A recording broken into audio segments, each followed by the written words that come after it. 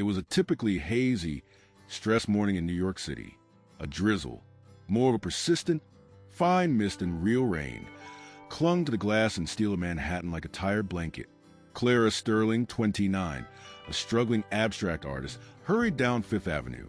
Her worn-out earbuds muffled the screeching taxis and the anxious chatter of the morning rush.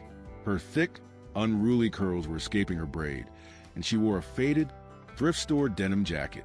Her canvas tote bag, heavy with tubes of paint, charcoal, and her most precious possession, a thick sketchbook, was her armor against the world.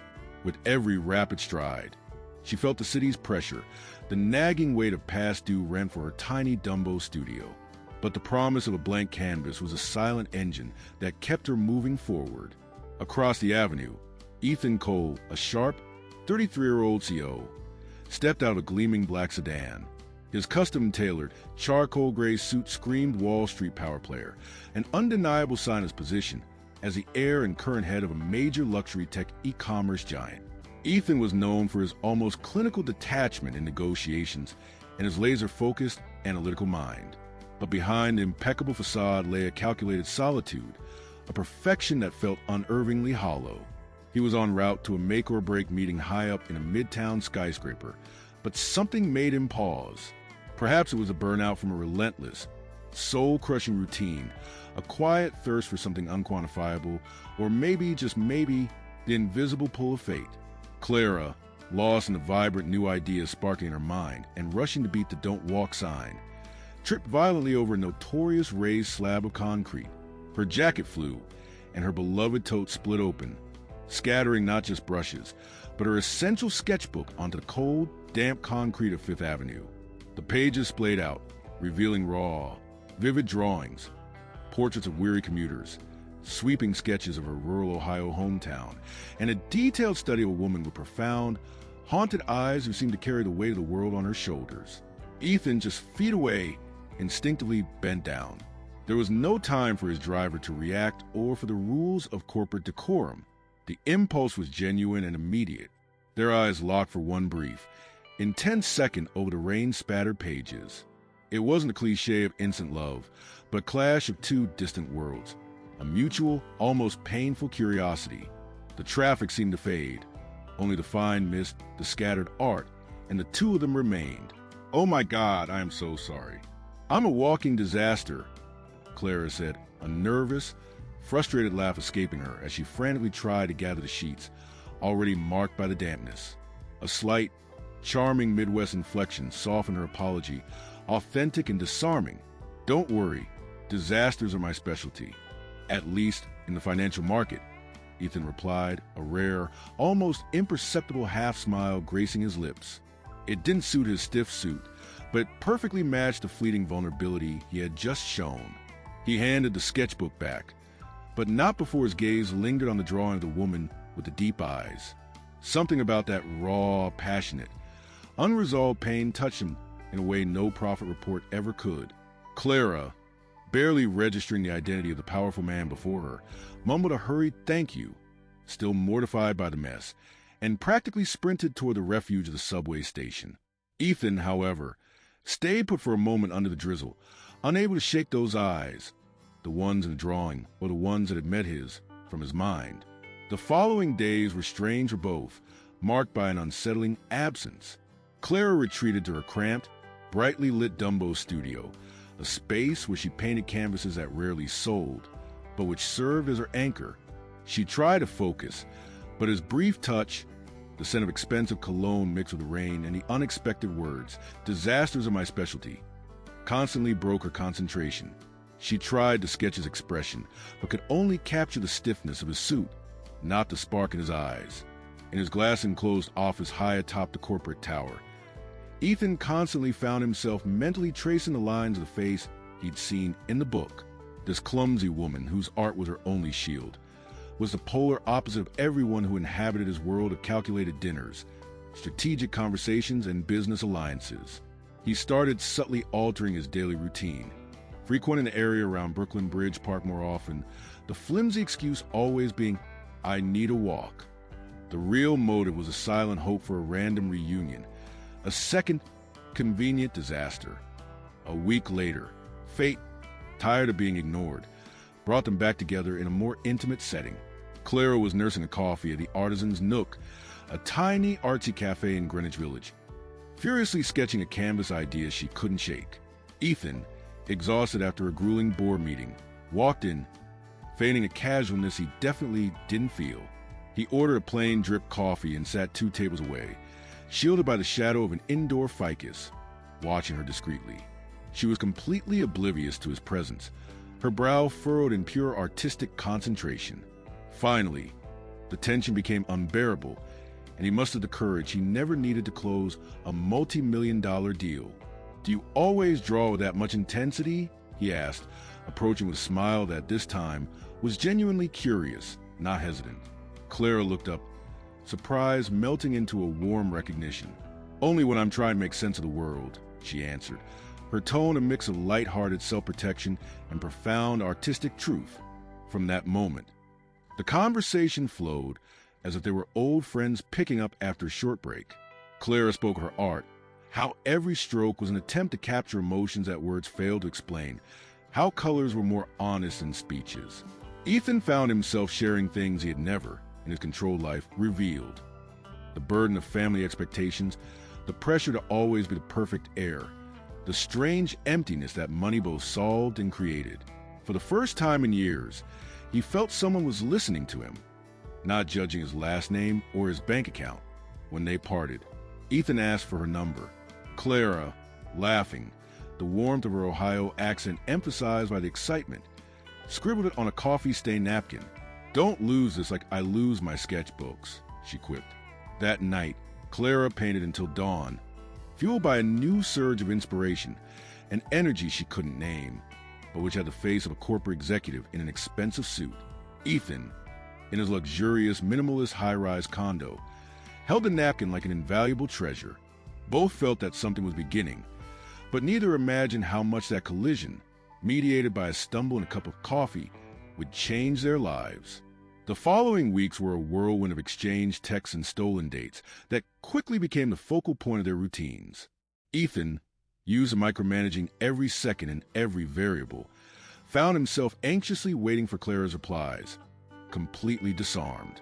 She, in turn, was surprised by the lightness and depth he brought, a welcome contrast to her chaotic, uncertain life marked by commissions and the relentless search for a buyer for her canvases. They started meeting in simple, anonymous places, Central Park, where they could hold hands without the heavy gaze of the paparazzi or the corporate elite, a hidden bookstore in the East Village where they could talk literature, a dive bar with a live band and plastic chairs where the informality was their protective shield. Each date was a rope bridge they built, a delicate connection between the two wildly different worlds they inhabited. Clara lived in a tiny shared apartment, splitting the cramped space with 2 artist friends in Bushwick.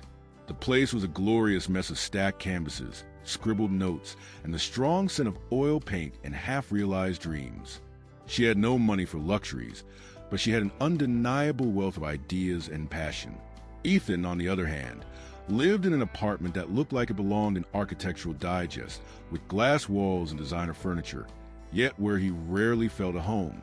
He began to realize that with Clara, he experienced something money couldn't buy and his profession didn't demand: raw authenticity. She saw him as Ethan, not as the Cole family heir. One day, pressured by his mother and the need to test the relationship in his own environment, Ethan invited Clara to a crucial, formal corporate gala, something he personally loathed, but knew was an inevitable chance to show her his world. Clara hesitated, her voice tinged with insecurity. "I don't know if I fit in there. I don't have the clothes, and I don't understand anything about the stock market," she said, looking down at her comfortable studio attire. "You fit in anywhere, Clara. And who needs a stock market when you can see people's souls in a drawing?" he responded, with conviction that made her blush and accept the challenge. Reluctantly, Clara agreed. After a frantic search, her best friend, Sophia, a costume designer with impeccable style, lent her a simple, elegant navy blue dress. At the event, a glittering ballroom atop a luxury midtown hotel, filled with executives, socialites, and conversations about mergers and acquisitions, Clara felt literally like a fish out of water. Ethan, beside her, seemed perfectly at ease, the center of attention. Yet his eyes constantly sought hers, a lighthouse in the dark, as if to ensure she was safe. The night, however, was not easy. A colleague of Ethan's, Mariana Schmidt, a sophisticated and ice-cold corporate attorney, noticed his interest in Clara and didn't hide her social disdain. "Ethan, darling, I didn't realize you decided to adopt a charity project," Mariana sneered. Her smile never reached her eyes as she looked Clara up and down. "Where did you find her at a street fair?" Clara, who never backed down from injustice or veiled prejudice, responded with icy composure, her voice surprisingly steady. "I'm not a project, Mariana. I'm a person. And unlike you, I don't need a famous last name or a $3,000 suit to feel important or have something of value to offer the world." The silence that followed was palpable, broken only by the clinking of crystal glasses. Ethan, who had watched the scene in stunned silence, finally let out a loud laugh, shattering the tension. He took Clara's hand, squeezing it with pride and admiration, and led her to the dance floor. Under the soft lights and the melody of elegant jazz, he whispered in her ear, "You are the most interesting, courageous, and authentic person in this room. Don't let anyone tell you otherwise." Despite the magical moment, Clara couldn't ignore their differences. On the ride home in his luxury car, the silence was heavy. "Have you ever thought maybe we are too different?" she asked, her voice barely a whisper. "Your friends, your life. It's another planet, Ethan. Different is good. Clara, it makes me want to be more than I am. It makes me want to step out of the glass maze I've trapped myself in. I love you because you are free, and your freedom is contagious," he replied, with a conviction that made her blush and at the same time feel a deep fear of such intensity. That night, Clara painted a portrait inspired by Ethan. A man trapped in a glass maze in a suit and tie, but with a soft, persistent light escaping through the cracks. She truly saw him. Ethan in his apartment, placed a napkin with her number in a special, locked drawer, a reminder that, for the first time, he was feeling something that was truly his and not imposed. Their relationship deepened, but the exposed differences began to take their toll. Clara worried about making rent. Ethan worried about multi-million-dollar negotiations. She felt judged by his colleagues, and he felt constrained by his family's rigid expectations. Yet, every moment together was a pause in the chaos, a sanctuary, a sacred space where they were simply Clara and Ethan without labels or appearances. 3 months passed, and their mutual curiosity had turned into something deeper, more dangerous, and more beautiful. They didn't use the word love, but it hung between them, silent, powerful, and inevitable. They found refuge in each other, but the outside world was beginning to demand its price mercilessly. Ethan's family, especially his mother, Mrs. Helena Cole, a stern, status-obsessed woman with an impeccable reputation, found out about Clara. Mrs. Cole did not approve. To her, Clara was a penniless artist, an exotic curiosity who did not belong in the family social circle. During a tense, coldly calculated dinner at the family mansion, Mrs. Cole confronted Ethan with veiled cruelty. "You have responsibilities. Ethan, your father built an empire for you, not for it to be squandered on whims. This girl is a liability. She doesn't understand our world. She will drag you down. Her instability is a risk to the Cole brand," she said, her tone sharp and final. "Mom, she makes me want to be better, not worse. She teaches me about values our money has erased," he retorted, with a firmness that surprised even himself, facing the coldness in his mother's eyes for the first time in years. While Ethan faced a battle at home, Clara battled her own insecurities, fueled by the warnings of her best friend, Sophia. "He's from another planet. Clara, men like him don't give up an empire for love. You'll end up heartbroken, and the only thing left will be the faint scent of his expensive cologne on your clothes." Clara tried to ignore the warnings, but the doubts became giants. She wondered if Ethan truly saw her as an equal, or if she was just an exotic adventure, a temporary escape from the pressure. This insecurity led her to withdraw into her studio, and Ethan noticed the distancing. One weekend, he took her to the family's summer home, a remote cabin in the Adirondacks, hoping to force a conversation and rekindle their cooling connection. Surrounded by mountains, silence, and the smell of wet pine, they finally opened up. Clara confessed her deepest fears, her voice thick with emotion. "Sometimes, I feel like I'm just a curiosity to you, Ethan. Like I'm a rare painting you admire but will never truly understand or take home." Ethan looked her in the eyes, his vulnerability laid bare. "Clara, I have never felt as alive as when I am with you. It's not about what you have or who you are on paper. It's about how you make me feel like I can finally be myself. The suit is armor, but you make me want to take it off, even knowing how dangerous that is." They spent the entire night talking, laughing, and crying. For the first time, Clara saw Ethan without the businessman's armor. He spoke of the suffocating pressure of being the perfect heir, the lonely childhood, the existential void that money never filled. Clara, in turn, spoke of her deferred dreams, how art was her way to breathe, even when no one believed in its commercial potential. The next morning, walking through a meadow, Ethan took her hand. "I don't know how to make this work in the world, but I want to try. Do you want to risk everything with me?" Clara, with tears in her eyes, nodded. "I do, but it won't be easy, Ethan." They knew the path ahead would be fraught with obstacles, but in that moment, their love seemed bigger than any social or financial barrier. However, when they returned to the city, reality awaited them with renewed cruelty. Mrs. Cole was determined to introduce Ethan to a suitable fiancé to secure the company's future, and Clara received a life-changing offer to exhibit her canvases at a prestigious Soho gallery, which would demand her total dedication to her art. Their love was about to be tested by ambition and time. Clara's exhibition was the opportunity she'd waited years for. The Delta Gallery, one of New York's most renowned, saw the potential in her work and offered a solo show. It was her moment to prove her art was valuable, not just to the world, but to herself. The preparation, however, demanded time, energy, and a focus she had never given anything outside of her overwhelming passion for Ethan. Meanwhile, Ethan faced a corporate crisis. A financial scandal involving a business partner put him under intense media scrutiny.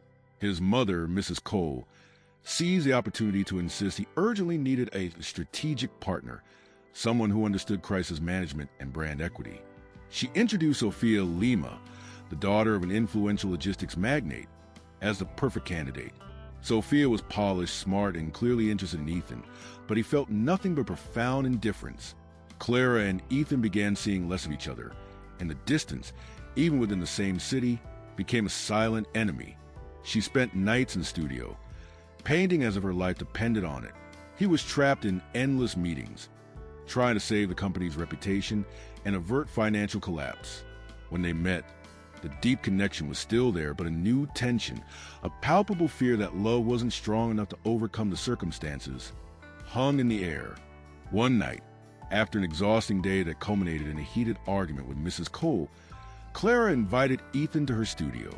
He arrived to find a chaotic, vibrant space, filled with canvases that told stories of pain, hope, and the beginning of a love.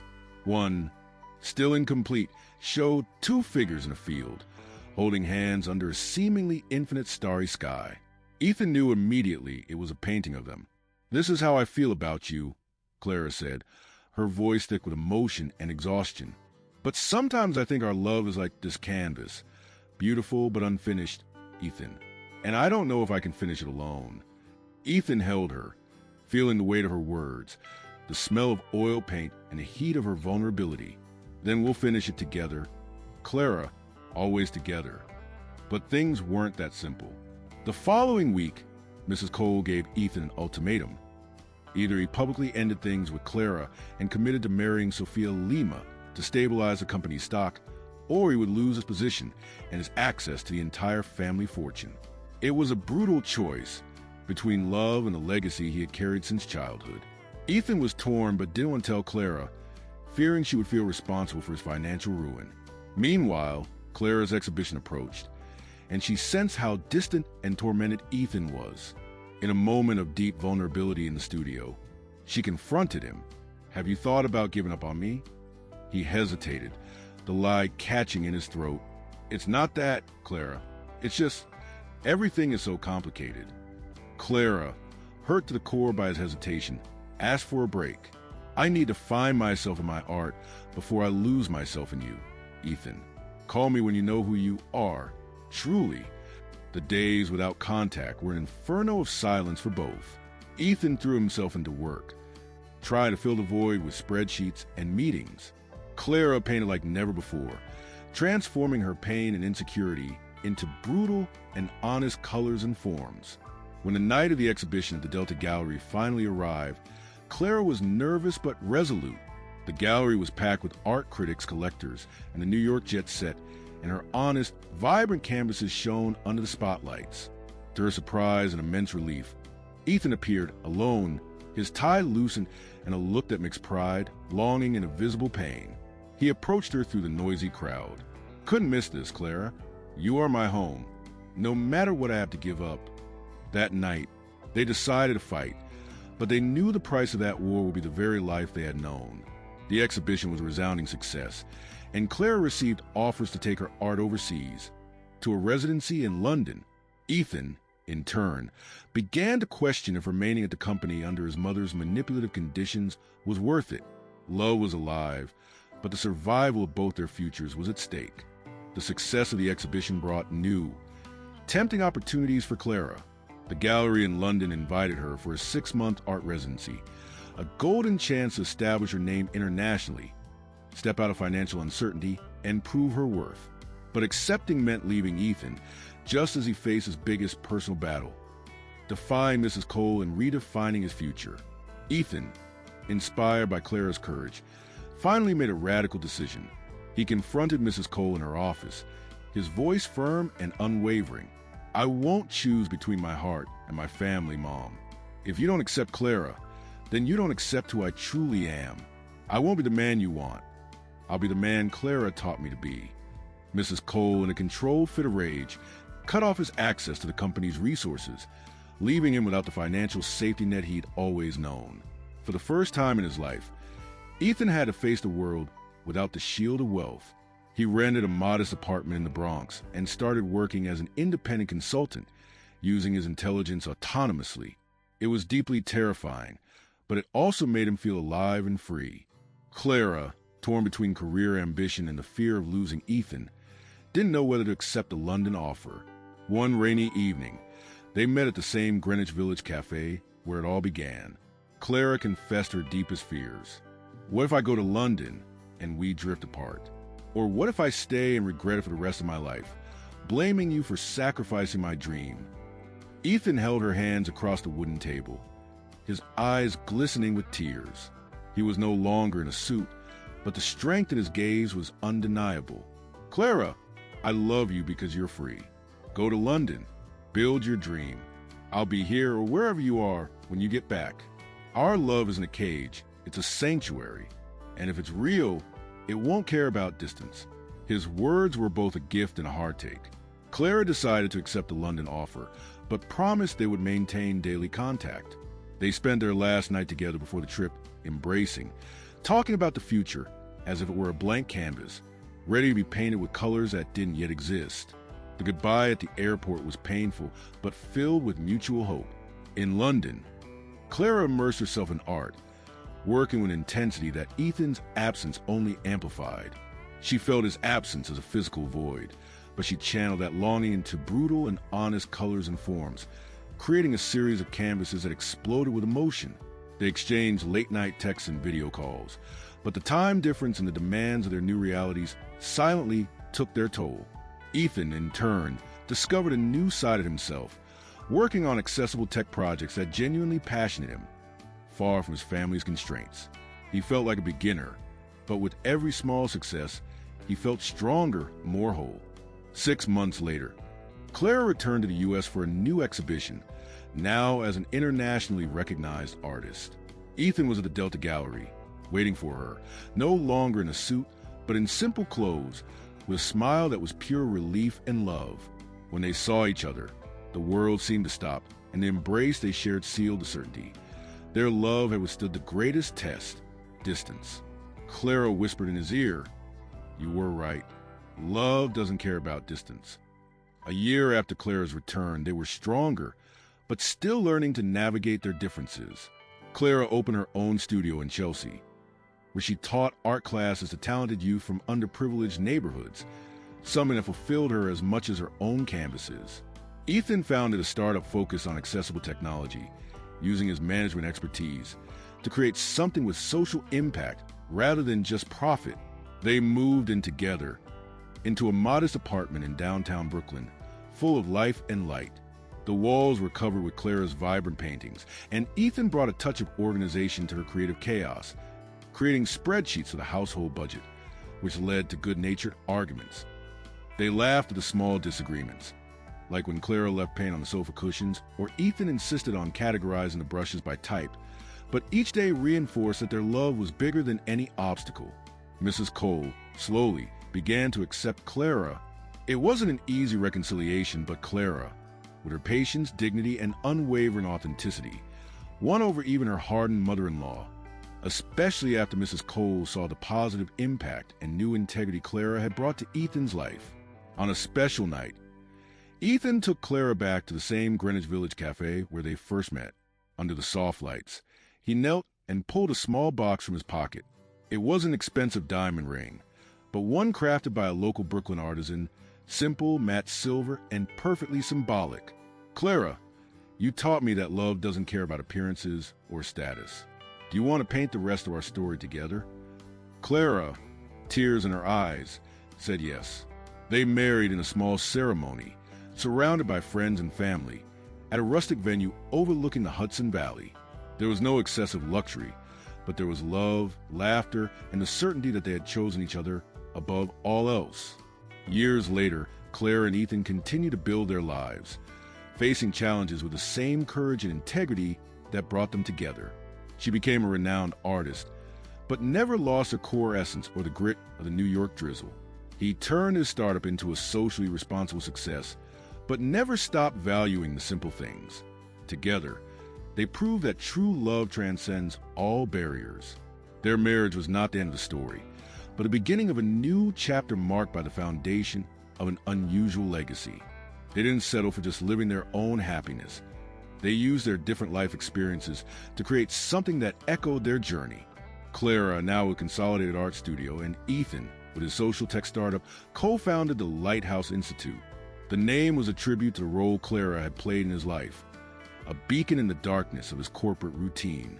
The Institute offered art classes, business, and tech mentorship to talented youth from underserved communities, teaching them that passion, Clara's art, and strategy, Ethan's talent, could go hand in hand, without one having to sacrifice the other. They taught that authenticity was the greatest currency. Their life was a constant balance between the creative chaos of the studio and the methodical organization of the startup.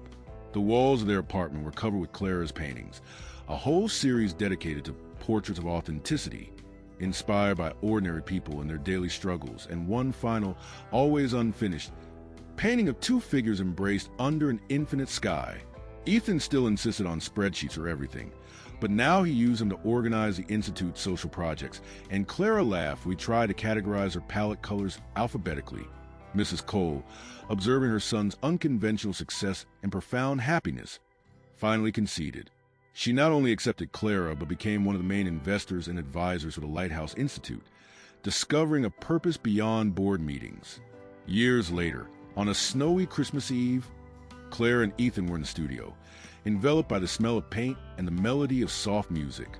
Ethan, his hair slightly grayed and his gaze even gentler, watched her finalize a new canvas. "You know, Clara," he said, hugging her from behind. "Sometimes I think about that morning on Fifth Avenue. That stumble. Do you think it was fate?" Clara smiled, leaning her head against his chest. "I don't believe in fate, Ethan. I believe in choice. The universe gave us a nudge, but we chose to bend down and pick up the sketchbook. We chose to expose ourselves. We chose that love was a risk worth the empire." He kissed the top of her head, smelling the familiar scent of paint and authenticity. "Do you still think I'm a walking disaster?" "A beautiful disaster, but now you're my disaster, and I love you for it." Together, they looked at the unfinished canvas, the painting of the two figures in a field, holding hands. "Why do you never finish that painting?" he asked, with the curiosity she loved so much. "Because our story doesn't have an end point, Ethan. It's like art always under construction. And I want the world to know that love, the real kind, is always unfinished, always in motion, and always stronger than any barrier.